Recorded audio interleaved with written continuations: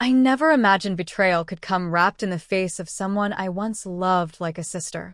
The night my brother announced his engagement, my heart nearly stopped. He stood there grinning, hand in hand with his fiancée. And when she turned her face toward me, my world shattered.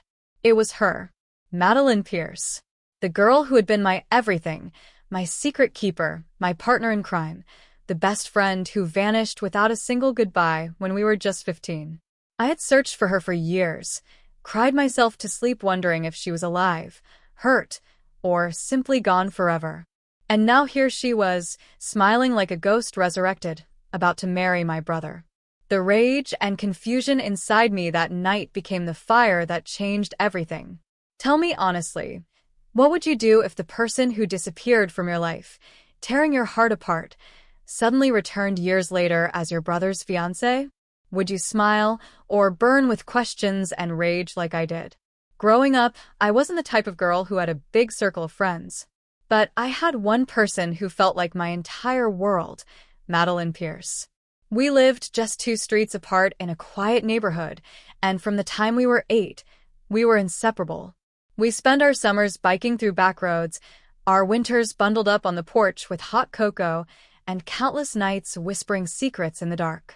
Madeline wasn't just my best friend, she was my chosen sister. Then came the summer we turned 15. One day, she was there, laughing, promising we'd always stick together. The next day, she was gone. Her family had moved overnight, without explanation, leaving no phone number, no forwarding address. I was devastated. For months, I checked our old hideouts, wrote letters that came back undeliverable, and begged my parents for answers. But all I got were sympathetic shrugs and silence. Eventually, I forced myself to accept it. She'd vanished, and I was left with nothing but questions. Years later, my life had settled into a simple routine. I focused on college, then work, with my older brother Caleb Mercer always by my side. He was protective, steady, the one family anchor I could count on. So when he said he had someone special to introduce, I expected to feel happy for him. But nothing could have prepared me for that moment, when his fiancée-to-be turned around, her smile unchanged despite the years. Madeline, my best friend who disappeared at 15, now standing as if nothing had ever happened, wearing the ring my brother gave her. The night of the engagement dinner, I could barely breathe. My parents were thrilled, clinking glasses and showering Madeline with affection, as if she had always been part of our family. Caleb's eyes sparkled with pride. And me? I sat frozen, my fork idle, my pulse pounding in my ears. Madeline, or the version of her standing there, wasn't the girl I remembered. She looked polished, elegant, confident. But when our eyes met, I swore I saw something cold flicker there, like she knew the storm she'd ignited in me. I tried to speak with her privately that evening. I cornered her in the hallway, forcing a smile. Madeline, after all these years, why didn't you ever reach out? My voice shook with a mixture of anger and hope. She tilted her head, her painted lips curving into a smirk I didn't recognize. People grow up, Elena. The past doesn't matter anymore. And just like that, she slipped back into the crowd. Her words cut deeper than her disappearance ever had. The Madeline I once knew would have cried in my arms, apologized, explained. But this woman? She dismissed me, like our bond had been nothing but childish nonsense. Over the next weeks, I watched as my family embraced her. Caleb was enchanted, utterly blind to the way she avoided answering questions about her missing years. I noticed how she dodged my attempts to reconnect, always keeping me at arm's length. Each dismissal felt like salt in an old wound. And the humiliation grew. At gatherings, she told stories of her new life, painting herself as this self-made, refined woman, while slyly belittling me in front of others. Small digs disguised as jokes, my job, my love life, even my cooking. Everyone laughed, except me. I felt cornered, erased, betrayed, by her, and by my brother, who couldn't see the venom behind her charm. Nights became endless spirals of anger and grief. How could she vanish when I needed her most, only to reappear years later, stealing my brother's devotion, and acting like I was the intruder. That was when my pain began to harden into something else. Determination. I stopped asking questions out loud, but inside, I was burning for answers. Why had Madeline really vanished at 15? And why reappear now, tying herself to my family like a parasite? Something about her story didn't fit. Late at night, when everyone else was asleep, I began to dig. Old yearbooks, social media archives, even dusty public records.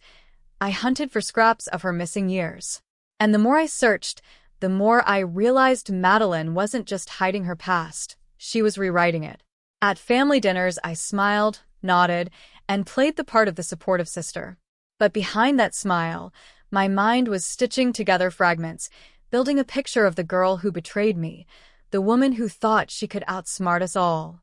And slowly, a plan began to take shape, one that would make sure Madeline Pierce regretted ever stepping back into my life. The wedding rehearsal dinner was packed. Relatives, friends, colleagues all gathered to toast Caleb and his perfect bride. The air buzzed with laughter and glasses clinking, but inside, my pulse was steady, sharp. Tonight was the night.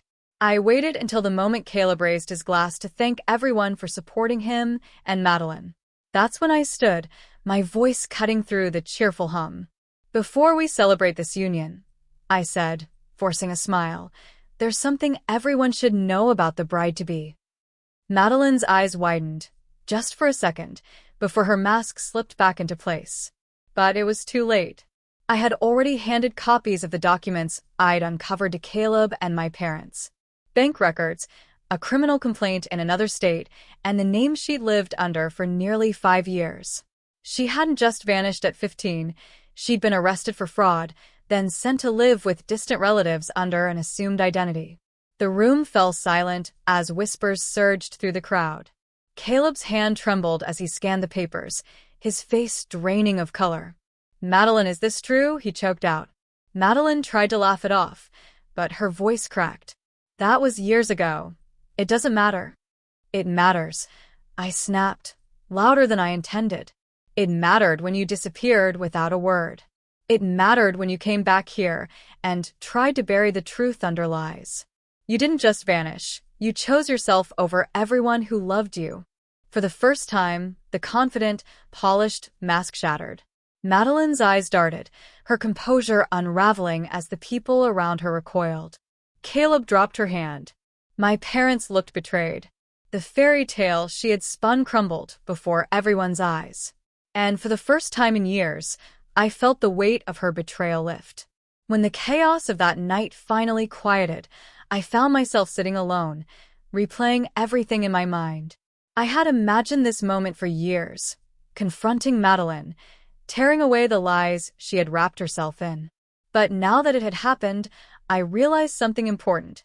Revenge didn't erase the hurt. It simply gave me back my voice. For so long, I had carried the weight of her disappearance like it was my fault, like I wasn't enough to make her stay. Exposing her reminded me that her choices had nothing to do with me. She wasn't the loyal best friend I had once believed in. She was someone who thrived on secrets and manipulation. The lesson was harsh but clear. Sometimes the people we trust most are the ones who will betray us the deepest.